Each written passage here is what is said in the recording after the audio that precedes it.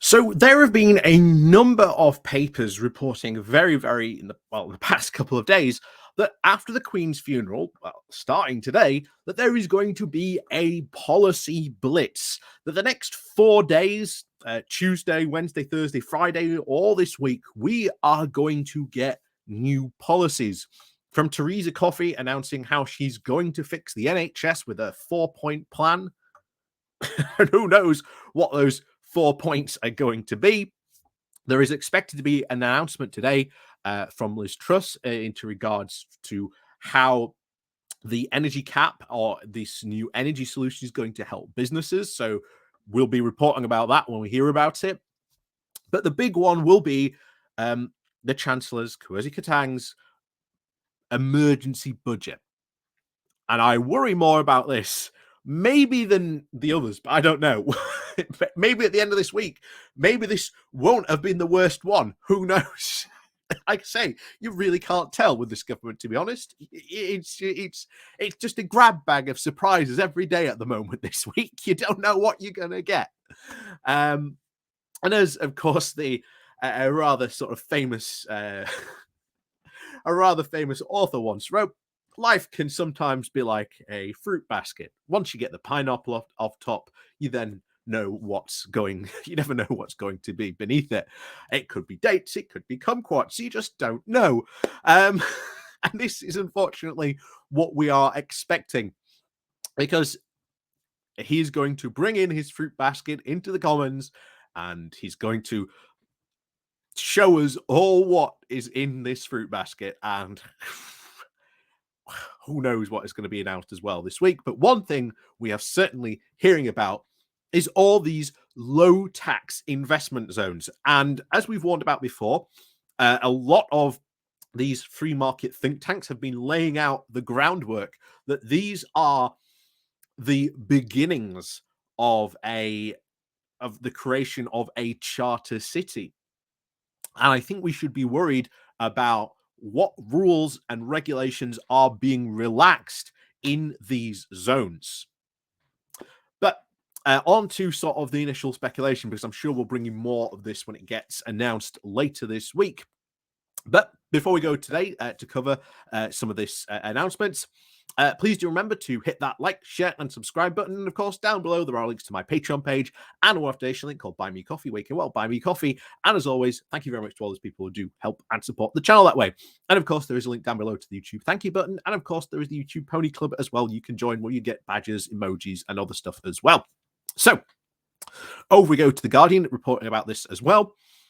The title of Kwasi Kwarteng's to announce a network of low-tax investment zones. The Chancellor, Kwasi Kwarteng, is expected to announce a creation of a network of low-tax regulation investment zones in an emergency budget on Friday. Planning regulations will be up to 12 places earmarked for this status, and taxes will be cut to incentivize investment. But of course, what type of tax? Because if you take tax in some cases away, you are actually depriving local councils of a lot of income that they can generate. Not only just local councils, but we're talking about the government as well. And as we've said a lot of these times when we've been stressing this point, if you are going to cut taxes, if you are going to do this, then you are saying you are going to borrow more. And every single economist is ringing the alarm bells saying doing this now is quite a dangerous move and is not a smart play. So this could very, very easily go from bad to worse, and especially in some of these situations, because we still don't know the full reach of what these low tax investment zones are actually going to do, let alone what their objective is. So it continues. The announcement, which is expected to take deregulation further than the post-Brexit free port set up by Boris Johnson's governments, will be part of a package that will also see the rise of the national insurance contributions abandoned, a planned increase in corporation tax scrapped, and the green levies temporarily removed from fuel bills. Although not formally being billed as a budget, Kwarteng's statement to MPs will dwarf most budgets in terms of its impact on public finances. The main tax changes trailed in advance are expected to cost the Exchequer at least 30 billion a year. So these are not cheap, what is being proposed. And Kwarteng wants to use this statement to show that the government is delivering quickly on the promises made by Liz Truss during her campaign for the Conservative leadership. She said that she would set up these investment zones and it would be at the heart of her plan to boost growth once a formal budget is due later. And of course, this is what they're banking on. We've talked about this before, that they're banking to do all this stuff and then magically growth is going to happen. And even if you do achieve this growth, a lot of economists have said you are building this growth on a very, very shaky foundation. So even if you do this, there is no guarantee this growth will be kept or even be sustainable, which makes it even more worrying for the economy. The West Midlands, it continues, the Thames Estuary, the Tees Valley, West Yorkshire and Norfolk are among the places where these zones may be sited. According to the plans set up by Truss in the summer, each area will be a central region, and their regulations and planning rules will be eased to encourage industrial, commercial and residential development, and a periphery where the planning rules will be streamlined for housing. And according to one report, the Treasury is considering, as well as offering low taxes for business operating in these zones, it could also offer lower personal taxes for people living or working there. So we've talked about this before in the past about these free ports trying to encourage businesses in. Oh, if your business is here, you have to pay less taxes. The thing is, this doesn't encourage new businesses to set up here in these zones. More often than not, what happens is it just picks it up. They pick up their business and just move it into the zones. That's not a new business being set up. It is the companies just moving their business. That is what tends to happen more often than new businesses being set up. Anyway, it continues. The policy is likely to focus on England in the first instance, although Truss wants to work with the devolved governments to set up the investment zones in Scotland, Wales and Northern Ireland too. During a leadership campaign, Truss also promised to reverse the national insurance contributions implemented by Johnson's governments earlier this year. Originally, it was assumed that this tax cut, which would disproportionately benefit wealthy workers, would not come into force until the start of the 2023-2024 financial year. But there have been reports claiming that it could take effect from November. MPs are due to restart normal business in the Commons on Thursday, and before Kwarteng delivers his statement, Jacob Rees-Mogg is due to announce details of how the businesses will get help with their energy bills. We're expecting that today, so look out for when we comment on that tomorrow, but I'm not expecting a lot, to be honest, and the fact that if he doesn't step in to help SMEs or even micro businesses, we are looking at huge catastrophes.